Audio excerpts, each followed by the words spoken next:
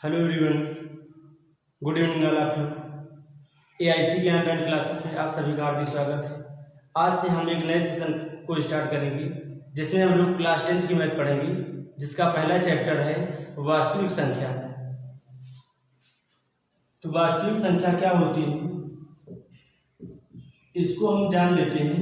वास्तविक संख्या के बारे में पढ़ने से पहले हम कुछ रिवीजन कर लेते हैं, कुछ महत्वपूर्ण संख्याओं के बारे में जान लेते हैं। जैसे आपका पहला है प्राकृतिक संख्या,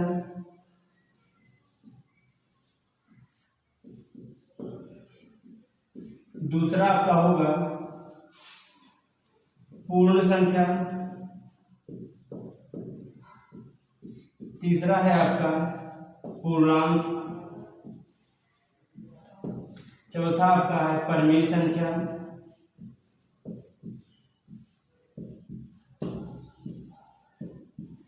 पांचवा हो जाएगा आपका अपरिमेय संख्या,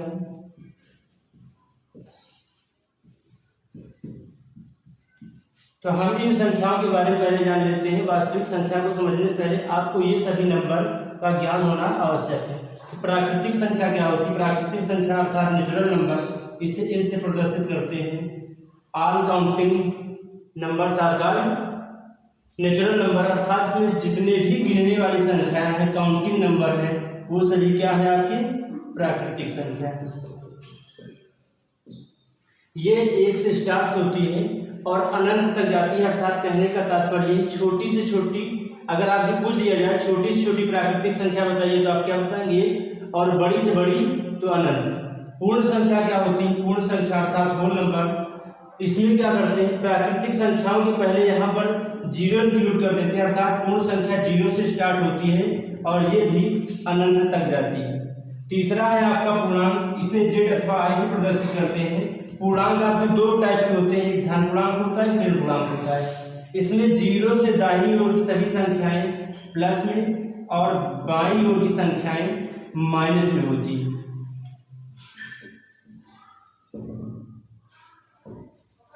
परिमेय संख्या क्या है?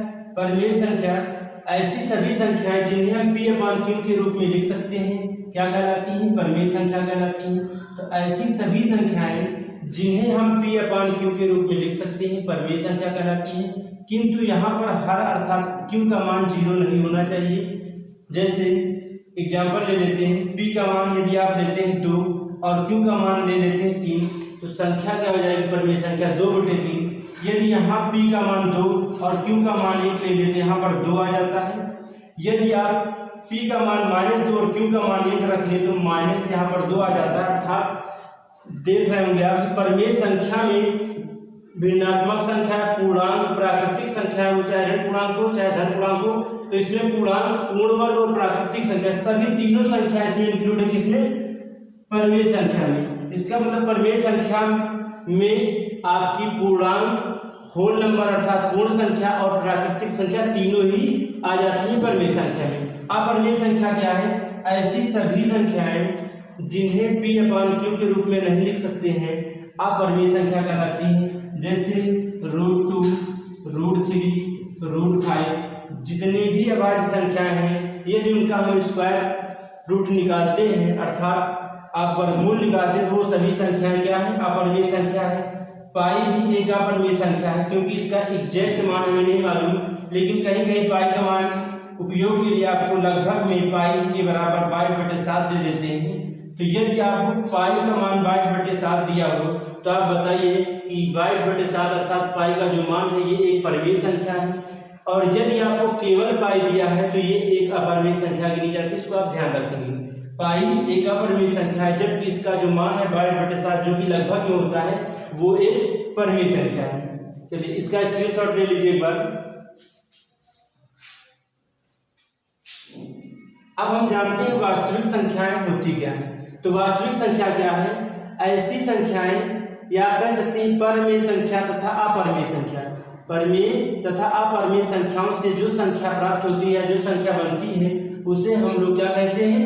वास्तविक संख्या कहते हैं। तो वास्तविक संख्याओं में आपकी परिमेय संख्या और अपरिमेय संख्या दोनों आ जाती है।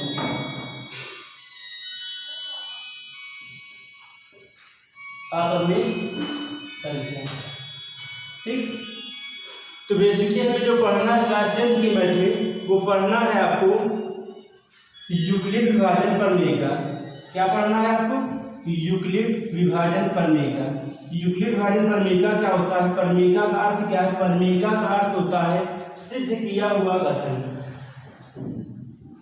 यहाँ पर आप हेडिंग डाल दीजिए यूक्लिड विभाजन प्रमेयिका।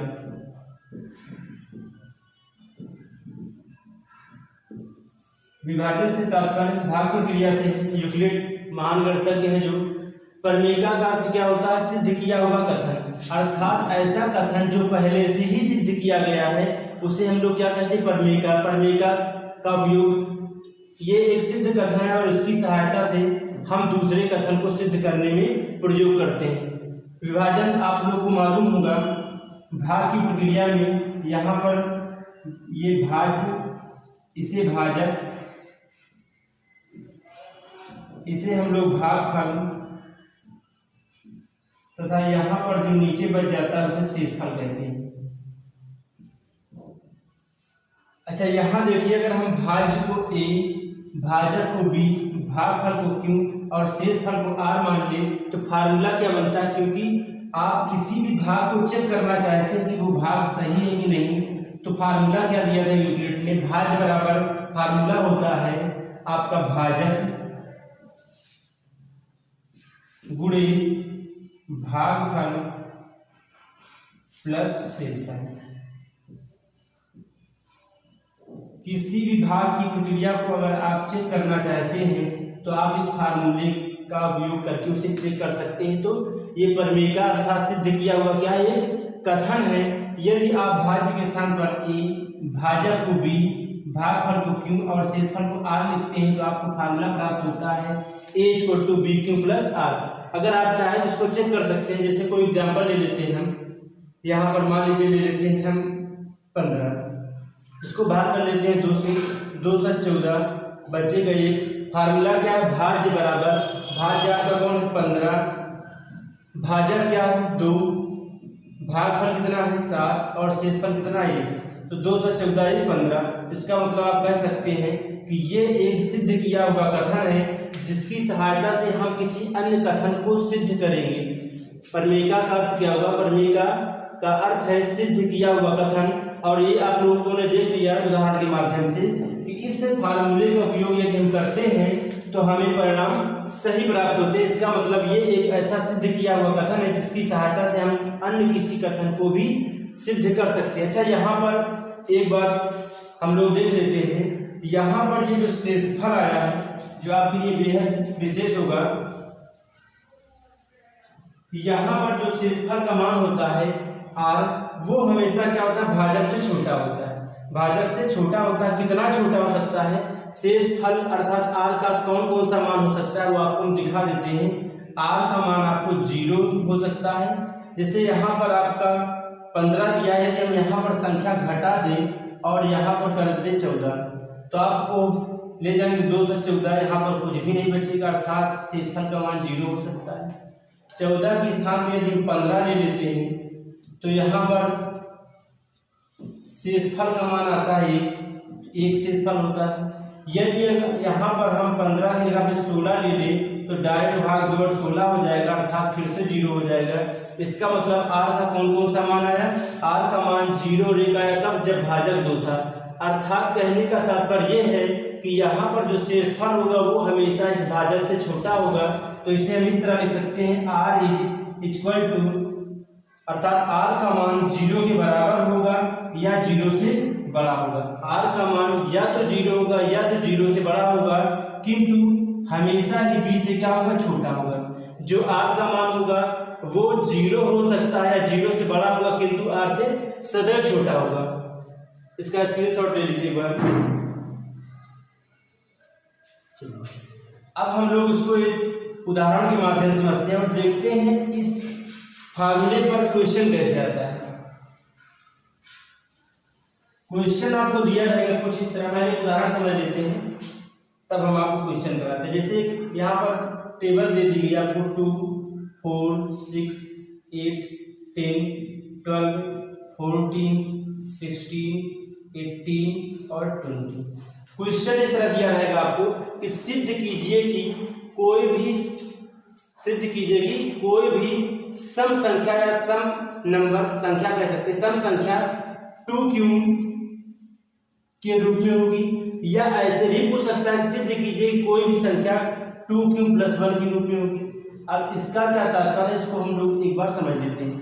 जहां पर क्यों क्या होगा, क्यों कोई पूर्णांक है, जैसे क्यों का मान 1 भी हो सकता है, 2 भी हो सकता है, 3 कुछ भी हो सकता है। क्यों का मान जहां पर क्यों क्या है, पूर्णांक है, अर्थात हमको सिद्ध क्या करना है। क्वेश्चन इस तरह दिया रहेगा कि सिद्ध कीजिए कि कोई भी धन पूर्णांक 2q या 2q + 1 को होगा। इसका तात्पर्य ये होगा कि वो जो नंबर आपसे पूछा जा रहा है उसमें भाजक 2 है और भागफल कुछ भी हो सकता है, 1, 2, 3, 4 कुछ भी हो सकता है, किंतु उसका भाजक कितना है, 2। यदि संख्या में भाजक 2 है तो सिद्ध कीजिए कि वो संख्या यदि सम है तो 2q के रूप में होगी और विषम है तो 2q + 1 के रूप में होगी। इसको एक बार हम देख लेते हैं। यहाँ पर अगर हम q का मान लेकर रखते हैं तो 2 × 2 जो कि एक सम संख्या है। यदि यहाँ पर हम q का मान एक रखते हैं तो 2 × 1 + 1, 2 × 2 = 3 जो कि एक विषम संख्या है। यदि हम q का मान 2 रख देते हैं तो यहाँ पर 2 दूनी 4 हो जाएगा जो कि एक सम संख्या है, और यहाँ पर अगर मान रखते हैं 2 × 2 + 1, 2 दूनी 4 = 5 जो कि एक विषम संख्या है। तो यहाँ पर हम देख रहे हैं कि कोई भी नंबर जो 2 का गुणज होगी या तो वो 2q के रूप में होगी या 2q + 1 के रूप में होगी। यहाँ पर भी आप देख सकते हैं जो भी संख्या की 2 के बाद 3 आता है 4, तो 2 के गुणज में 4, 2 दूनी 4, लेकिन बीच में एक छूट गया। इसका मतलब संख्या किस रूप में होगी, या तो 2 का गुणज होगी या तो 2 के गुणज से ज्यादा होगी। देखिए 2 दूनी 4, अब 2 दूनी 4 या तो 4 1 5 हो जाएगी, अर्थात 2 के गुणज से ज्यादा होगी, क्योंकि 2 के बाद 4 के बाद आएगा 5 और 5 का 4 से ज्यादा है। तो संख्या या तो 2 का गुणज होगी या 2 के गुणज से 1 ज्यादा होगी।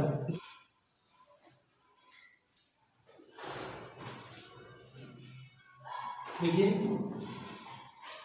एक एग्जांपल दिया है एनसीईआरटी बुक में कि दर्शाइए कि प्रत्येक धनात्मक सम पूर्णांक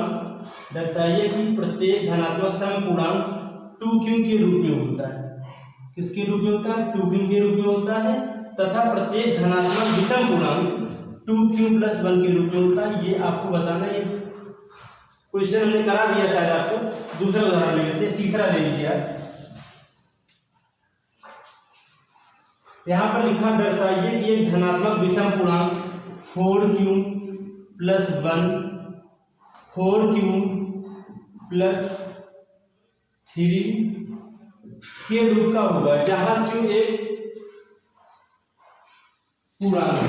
जहां पर q क्या है, पूर्णांक। हमको सिद्ध करना है कि ऐसी संख्या जो 4 का गुणज होगी वो विषम होगी, तो 4q + 1 और 4q + 3 के रूप में होगी। ये आपको क्वेश्चन में दिया गया है कि सिद्ध कीजिए कि कोई भी विषम पूर्णांक 4q + 1 का रूप होगा या 4q + 3 होगा, अर्थात ऐसी संख्या जिसका गुणज 4 हो, उस 4 के गुणज में विषम संख्या यदि ढूंढना हो तो वो 4q + 1 के रूप का होगा या 4q + 3 के रूप में होगा। जैसे देख लीजिए, इसका एग्जांपल ले लेते हैं। 4 की टेबल में 4 2 जाइए, 4 3 12, 4 4 16, इस तरह आप लिख सकते हैं इसको। अब यहाँ पर अगर ध्यान से देखा जाए तो 4 और 8 के बीच में आपको संख्या मिलती है 5 6 7।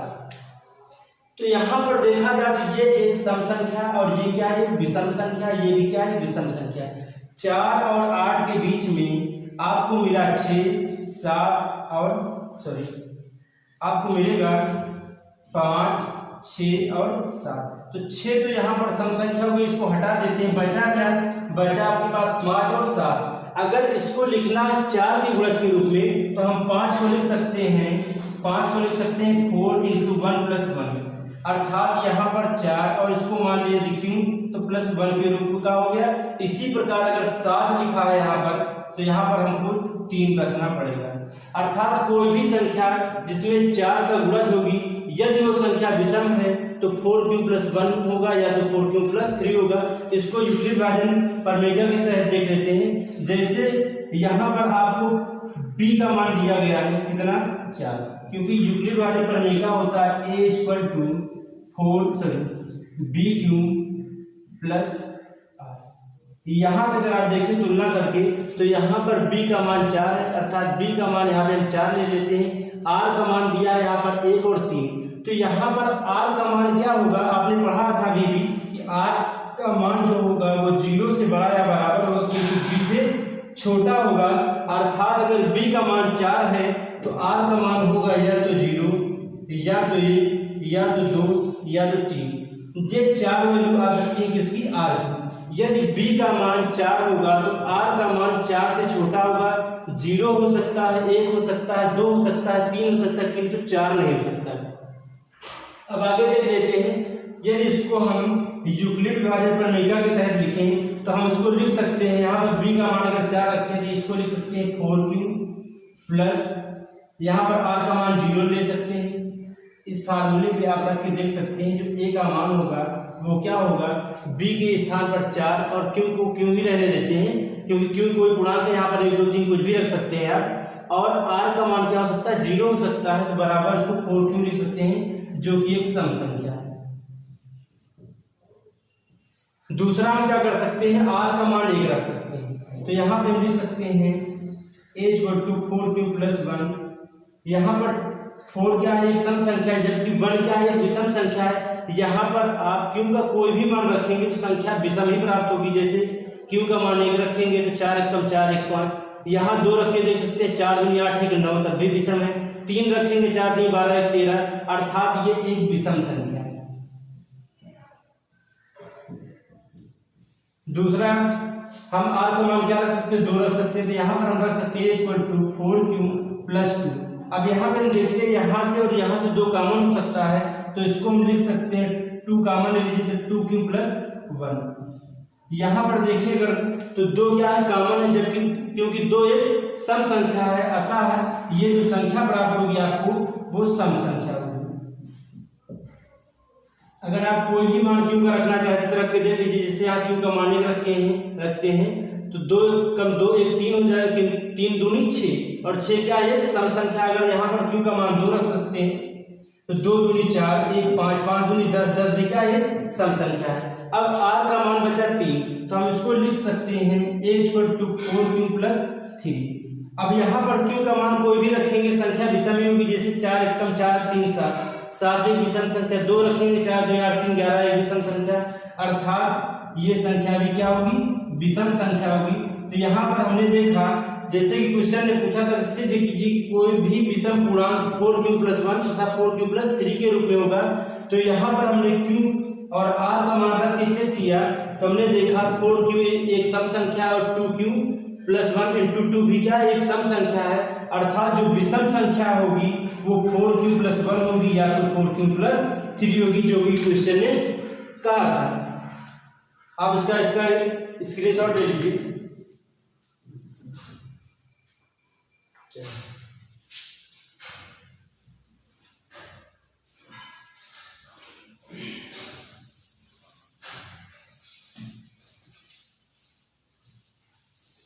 अब हमारा अगला टॉपिक है यूक्लिड विभाजन एल्गोरिथम। यूक्लिड विभाजन एल्गोरिथम।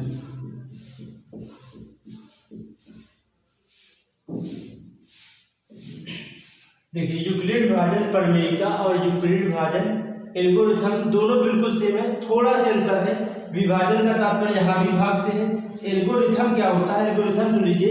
एल्गोरिथम एक सुपरिभाषित चरणों की श्रृंखला होती है, जिसका प्रयोग एक विशेष प्रकार की समस्या को सॉल्व करने में किया जाता है। एल्गोरिथम क्या है, एल्गोरिथम एक सुपरिभाषित चरणों की श्रृंखला होती है, अर्थात ऐसी कोई प्रक्रिया जो पहले से ही ज्ञात होती है या परिभाषित है, अर्थात वो सत्य है, उसी के एक श्रृंखला को, उसी के प्रोसेस को क्या कहते हैं, एल्गोरिथम कहते हैं। जैसे यदि विभाजन यदि विभाजन की प्रक्रिया में देखें, जैसे यहाँ पर हमको इसका बेसिकली जो यूज होता है वो 2 संख्याओं का मासा ज्ञात करने में करते हैं।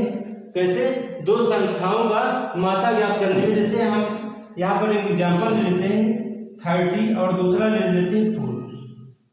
अब यदि इसका एलसीएम इसका एलसीएम लेना होता है तो क्या करते हैं, भाग विधि से बड़ी संख्या को रखते हैं भाज्य के स्थान पर और छोटी संख्या को क्या बना लेते हैं, भाजक। करते क्या है, 4 से 30 से भाग करते हैं, 4 से 28। अब यहाँ पर क्या होता है, जो बच जाता है शेषफल उसे दोबारा क्या मान लेते हैं, भाजक मान लेते हैं और उस भाजक से पहले वाले भाजक को भाज्य मान करके क्या करते हैं, भाग कर देते हैं। तो ये हो जाता है 2 दूनी 4, अर्थात यहाँ पर ये 2 क्या हो जाएगा, इसका एचसीएफ हो जाएगा, एचसीएफ क्या हो जाएगा 2। तो हम कह सकते हैं कि एल्गोरिथम एक सुपरिभाषित चरणों की क्या होती है, श्रृंखला होती है। एल्गोरिथम सुपरिभाषित चरणों की एक श्रृंखला होती है जिसका प्रयोग बेसिकली एचसीएफ ज्ञात करने के लिए प्रयोग में लाया जाता है। आगे देख लेते हैं इस पर कोई क्वेश्चन,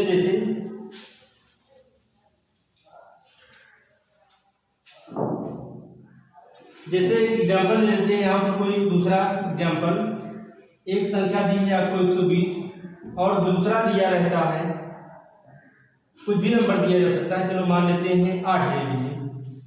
तो यहाँ पर क्या कहेगा, आपसे क्वेश्चन कह सकता है कि यूक्लिड विभाजन एल्गोरिथम का प्रयोग करके इन दोनों संख्या अर्थात दोनों धनात्मक पूर्णांकों का एचसीएफ निकालिए। तो हम क्या करेंगे, हम इसमें से एक छोटी संख्या लेंगे जिसे b मान लेते हैं और इस बड़ी वाली संख्या को a मान लेते हैं और यहाँ पर हम लगा सकते हैं, क्या करेंगे, इसमें 8 कम 8 हो जाएगा और घटाएंगे तो 4 बचेगा और 0 जब यहाँ पर उतारेंगे तो 8 पर 40। ये तो आपका हो गया भाग विधि से। अगर इसी को हम करना चाहें यूक्लिड विभाजन प्रमेयिका के तहत, तो यूक्लिड विभाजन प्रमेयिका क्या है, a = b³ + r। यदि हम यहाँ पर यूक्लिड विभाजन प्रमेयिका लगा दें तो यहाँ पर a क्या होगा 120 हो जाएगा, b आपका है 8। हमको भाग इतनी बार ले जाना है कि 120 से ज्यादा न हो, तो हम जानते हैं 15 × 120 होता है, प्लस यहाँ पर 15 × 120 बराबर हो गया, यहाँ आएगा 0।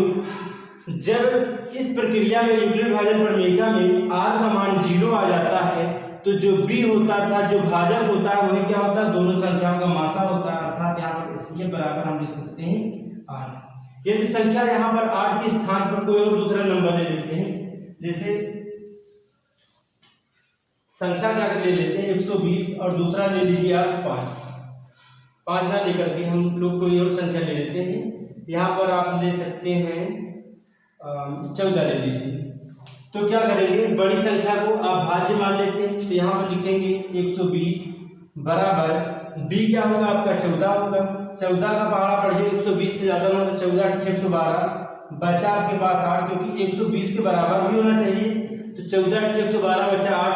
अब क्या करेंगे, अगले स्टेप में यूक्लिड ने इसके लिए नियम दिया था कि यदि आपका शेषफल 0 नहीं आता है तो जो आपका भाजक होगा उसे आप अगले स्टेप में भाज्य मान लेंगे और जो शेषफल होगा उसे आप भाजक मान लेंगे, अर्थात 14 लिख सकते हैं 8 × 8 6 प्लस 8 × 8 और प्लस यहाँ पे 6, क्योंकि 14 होना चाहिए।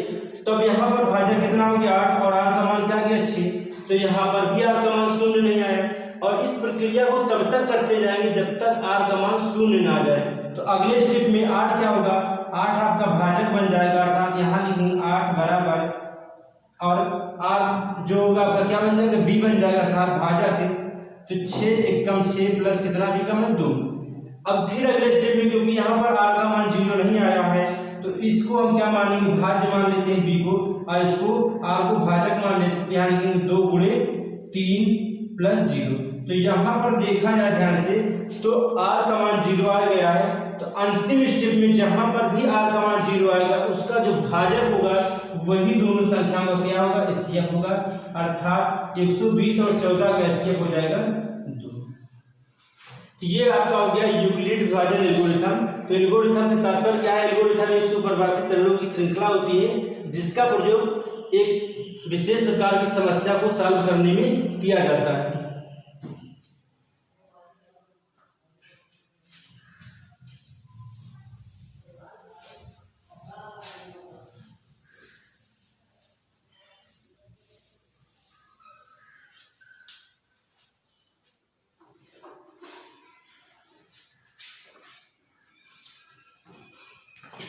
क्वेश्चन पे आ जाते हैं।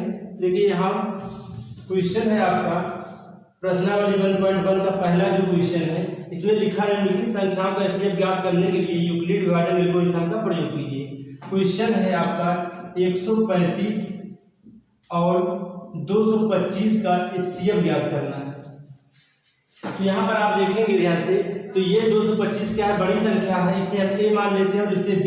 तो यूक्लिड विभाजन प्रमेय का क्या होता है, a = b³ + r।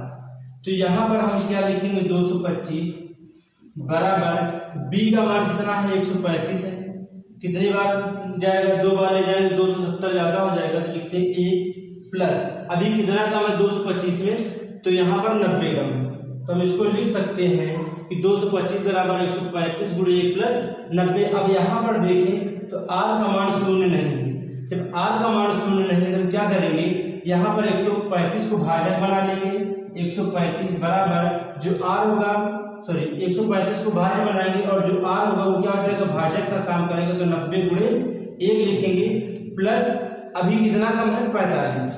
यहाँ पर भी r का मान 0 नहीं आया, फिर से यही प्रोसेस करेंगे, इसको हम लोग भाज्य मानेंगे और यहाँ पर जो शेषफल है इसे भाजक मान लेते हैं। तो 45 × 2 + 0, यहाँ पर शेषफल 0 आ गया, अतः जो लास्ट स्टेप का भाजक होगा अर्थात 45, यही क्या होगा, इन दोनों संख्याओं का एचसीएफ होगा ये। तो 135 और 225 का एचसीएफ क्या आएगा, 45। अच्छा, इसमें इसका प्रोसेस क्या है ये आप लोगों ने समझ लिया है, एक बार देखो लिख भी देते हैं इसको। प्रोसेस क्या कहता है, आपका यूक्लिड विभाजन एल्गोरिथम क्या है, आप कोई भी 2 नंबर ले लेते हैं, जैसे ए हमने ले लिया, दूसरा नंबर बी ले लिया, जहां पर हम मान लेते हैं a > b। तो अगर a b से बड़ा होगा तो पहले स्टेप में क्या करेंगे, यहाँ पर स्टेप नंबर 1 लिख लीजिए, a को भाज्य a को, या यहाँ आप एक काम करिए c ले लीजिए, c > d। 2 नंबर लीजिए, जो एक है c और दूसरा है d। तो यहाँ पर c क्या होगा, भाज्य हो जाएगा आपका, जिसे हम a से भी लिखते हैं, यहाँ पर c लिख दीजिए आप, भाज्य c हो जाएगा, भाजक क्या होगा आपका, d हो जाएगा। तो हम करेंगे क्या, यहाँ पर हम क्या करेंगे, c को d से भाग करेंगे, d को c में भाग करेंगे, d से c में भाग करेंगे, और यदि r का मान 0 आ जाता है, यदि भाग करने पर यदि r बराबर 0 हो जाता है तो d क्या होगा, c और d का एचसीएफ होगा, c और d का एचसीएफ होगा।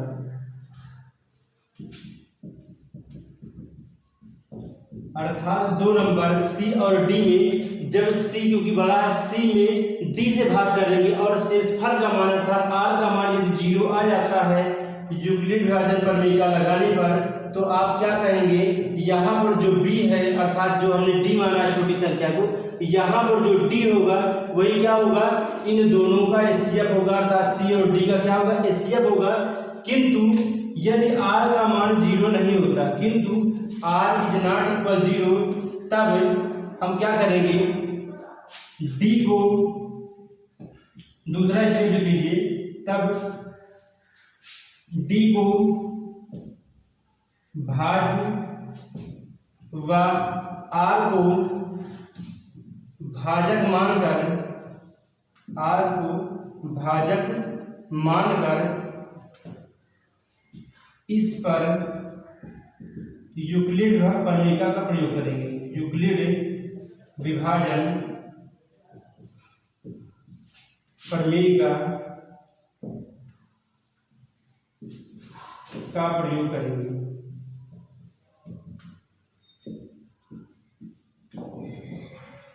तब क्या करेंगे, यहाँ पर यूक्लिड विभाजन प्रमेय का प्रयोग करेंगे। समीकरण क्या बनेगा, d = यहाँ पर ये r क्या हो जाएगा, भाजक हो जाएगा, मान लीजिए यहाँ पर भाग करने पर q प्लस यहाँ पर s आता है, तो इसमें यदि s का मान 0 आ जाता है तो ये r क्या हो जाएगा, r आपका HCF होगा किसका, C और D का।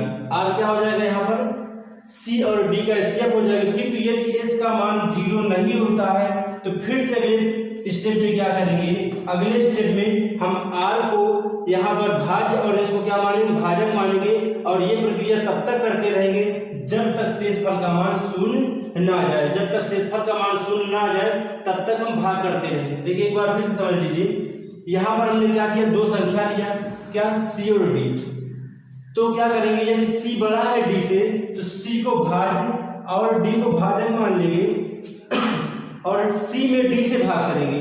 क्या करेंगे, C में D से भाग करेंगे, अर्थात यूक्लिड भाजक पर हमेशा लगाएंगे। जैसे यहाँ पर इसको लिखेंगे C = DQ + R।